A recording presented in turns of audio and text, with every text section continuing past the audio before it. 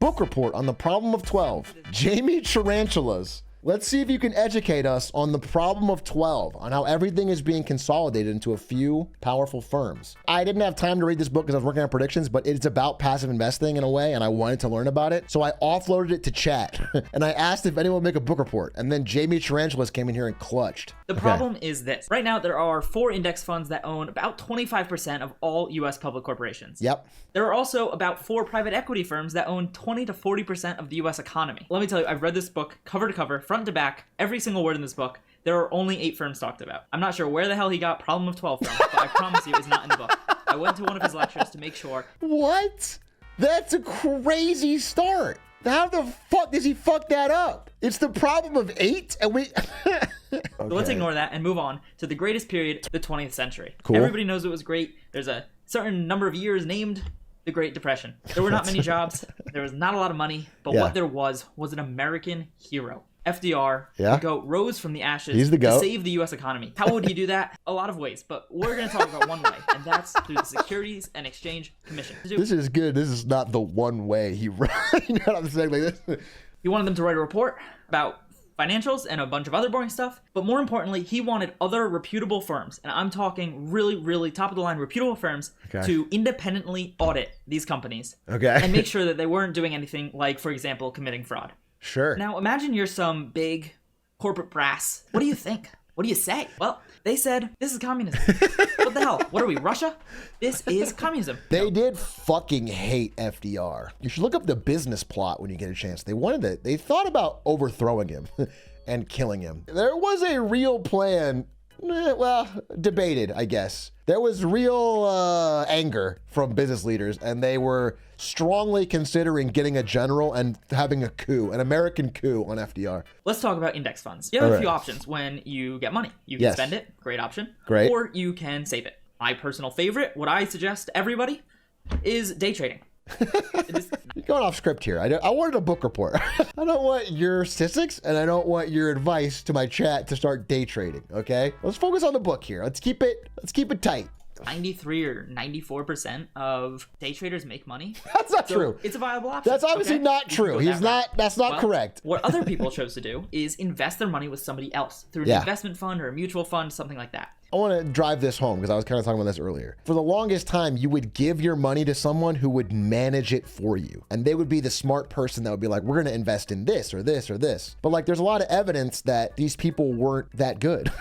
They weren't anything special. Like, you could just beat them by buying a little bit of every company and waiting it out. A new academic theory came to be called the efficient market theory. There's a lot of controversy these days about whether this is accurate or not. But essentially what it's saying is that the market knows everything. If you find out information online about rats are infesting all of the McDonald's in the United States, you can't then go to Robinhood and make money off that information because it's already factored into the market. This is bullshit, by the way. So because of this theory, a new investing strategy called index funds was born. And it wasn't all that popular, but essentially what it was that a fund would follow a market or a certain portfolio of stocks so that you weren't depending on the individual performance of any one stock. There became a great man. He came out of the woodwork. His name was Mr. Vanguard, I think. And he created the company Vanguard.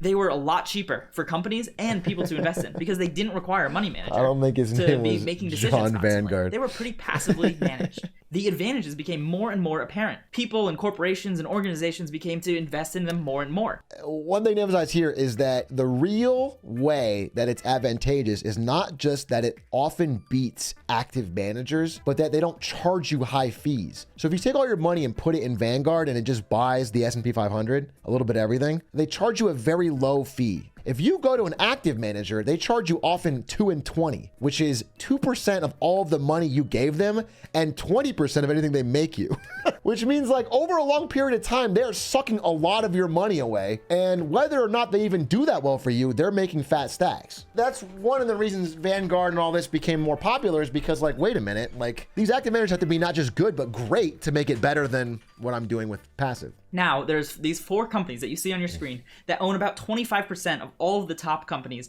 in the United States. The problem is that ownership in a company means you can vote in company affairs. It becomes a real big voting block. They control a large portion of the US economy. They make a very clear distinction. They don't control the companies. They influence them.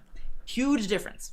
So you're saying, okay, there's 4 companies. They influence a lot of the US economy. Do they work together? Do they collude? No, I guess technically they don't actually participate in collusion. But that's I'll make sure everybody understands, okay?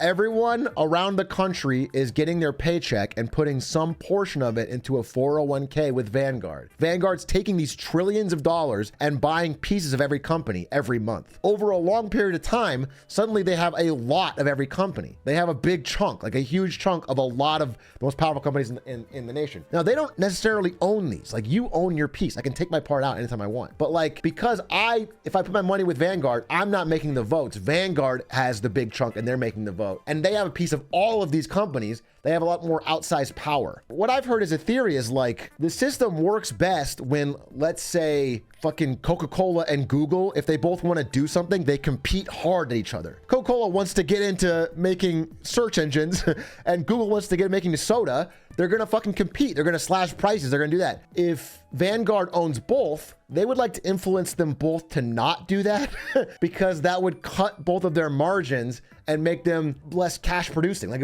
that's what I'm saying. They would prefer a tacit collusion of all companies to keep things good and afloat. It's not collusion, it's more coordination, communication, and working together. But let's talk about private equity. Private equity, I think, is a little bit less understood, so let me just try and explain it really quickly. Essentially, what happens in private equity is there's a big company. They see a small company. They think, wow, we can make a ton of money with this company. Let's buy it and do something with it. They take it over. Usually what happens is they cut employees, they cut costs in the hopes of generating revenue, and then in a few years, usually 6 years, selling it for a lot of cash for their investors. Public investors invest in these companies. These are the 4 big private equity companies. They also happen to be public. How are these companies still private companies? Well, they do a little trick where they kind of separate themselves by a level. They have these little junior companies. They're called private equity funds versus private equity firms. And these funds invest in the private companies, and they are privately owned. They're not owned by Blackstone. They just get money from them and put all their profits back into Blackstone. Really no regulations for private companies. They don't have to disclose anything to the SEC in the same level of the public corporations do, and there's a lot less oversight. As a result, there's a lot of discussion over, is private equity actually good? Yeah, I mean, again, so if you're a public company, if you're Apple or Google or Microsoft or whatever, every single quarter, 4 times a year, you have to let the public know exactly how much money you're making, exactly the value of all your stuff. If you're up or down, what you're guiding towards, like what revenue you expect to make, you have to be completely honest. If you're a private company, you don't have to publish any of that shit. Like, for example, we don't know the exact value of Twitter. We don't know what Twitter makes. Elon Musk has bought it and taken it private. So we don't know what they're making, how much they're losing, anything. It's once you're a private company, it's all hidden. And so they're like layering these companies through a private layer to hide, I guess, the value of their assets. You also have to consider what economists call negative externalities, harm to third parties. Sure. What is the harm that private equity substantiates? Well, they get rid of a lot of people. They cut wages. They often take shortcuts in working conditions and different regulations down. I mean, the problem with private equity is they're extremely, extremely short-term minded. They're vampires. What private equity does, they buy your local vet or your local nursing home or your local pet store or your local prison or your local hospital, and then they cut it to the bone. You know, they cut wages, cut employees, cut service, cut quality to try and suck all the money out. They load it up with debt. They pay themselves fees. So let's say, for example, I'm Atrioc Private Equity and you own, let's pick a name here. You own Gondomar's local snack shop, okay? I buy your shop. It's still called Gondomar's local snack shop, but now I own it. And what I do is I have you take out a fucking $1 million loan and start paying me consulting fees.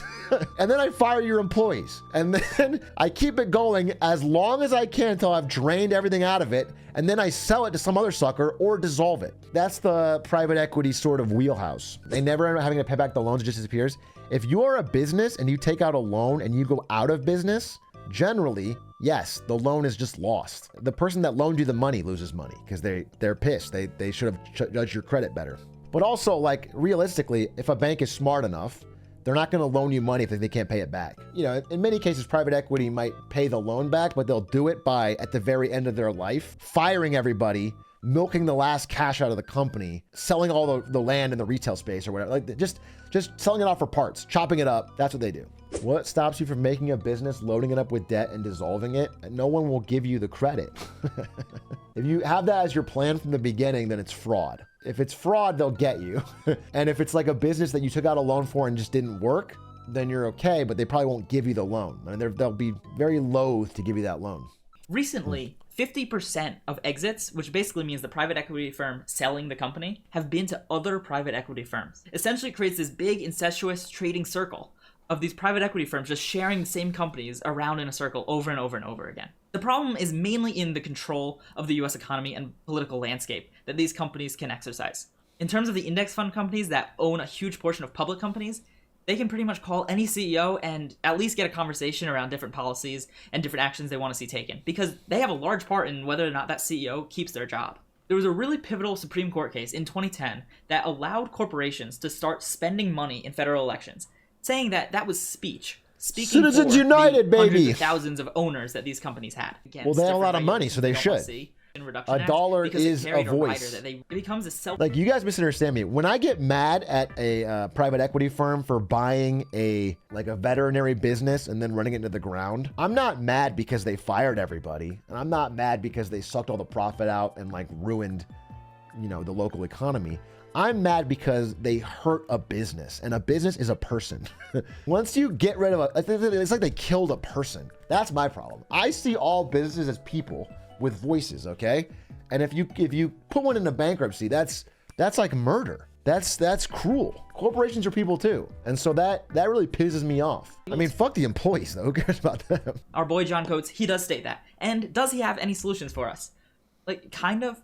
I don't love his solutions just because, again, the companies have so much political power, and his solutions hinge on political reform. Essentially, what he wants is more disclosures. Essentially, he sums up the whole problem as it's gotten really out of hand because of the lack of disclosure. Okay. As a result, his solution is to increase disclosure, increase regulation. No, but is it possible with the amount of control these companies exercise over the U.S. government? I'm not sure. Neither is he. We'll have to find out. Jamie Tarantulas, thank you very much for doing that book report on the problem of 12. Very interesting. I'm actually glad you did that, because now I don't really want to read it, because it is not really about what I thought it was about. It seems to be more about the political problems of these few companies having so much influence. I am more concerned about the risk to everybody's 401k, that everyone's money is invested in exactly the same things at the same times every month, consistently forever, and the market is no longer rational about what it buys.